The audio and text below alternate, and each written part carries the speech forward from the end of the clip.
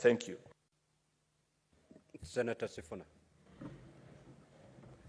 Yeah, Mr. Speaker, you caught me just confirming with the law on whether this House can actually impose the same sort of sanctions that we've seen imposed by committees on witnesses who fail to appear before those committees. And I think I've said enough about CS Aisha Jumwa, and I have no more to say. As a legislator, you have advised us on more than one occasion that this cannot be a house of lamentations.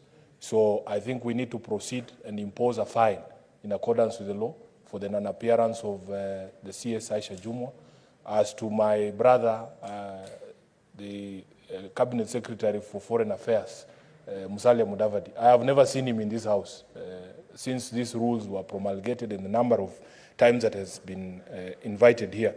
In fact, Mr. Speaker, I have the privilege of sitting on the SBC, and I remember one time he's the one who wrote a letter to this house saying that you cannot summon a cabinet secretary if there is only one question to answer, and that we should wait until there is enough material for him to be able to appear before this house. And I remember the direction that we took as SBC.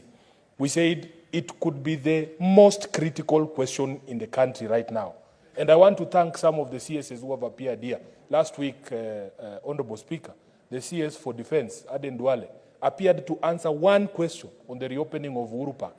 And I think he left everybody here satisfied. The people of Nairobi are happy. The park is now open. We cannot be told such stories, Mr. Speaker. And because you have directed us that we should not be a house of lamentations, I want the fate that befalls Aisha Jumwa to befall the CS for Foreign Affairs, so that he also feels the pinch. And I want to request that we expedite the changes that we made to the Parliamentary Powers and Privileges Act, so that, Mr. Speaker, the enhanced fine might be a dissuasion, or might dissuade some people from failing to appear before the Senate. Mr. Speaker, it has been a very difficult night here in Nairobi because we are trying to coordinate responses to incidents of flooding all across the city, and I'm sure this is a matter that everyone is aware of. But even though we did not get much sleep, we woke up in time to be able to be here this morning because we have critical questions to answer. And if you look at the range of questions and the discussion that we were to have here, especially on arrest, detention, and deportation of Kenyans in diaspora, these are critical matters, Mr. Speaker. I have a very critical case that has gone on, I think, since before the elections. One of our key supporters from Western Kenya, Professor Ruth Onyango, her son was arrested in the US during the crackdown on the opioid epidemic, Mr. Speaker. And he is a qualified doctor, pharmacist.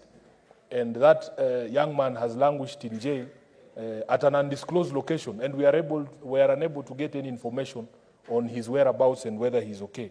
It would have been a nice opportunity for the CS, who comes from that very same county where that young man comes from, to give answers to the family of that young boy.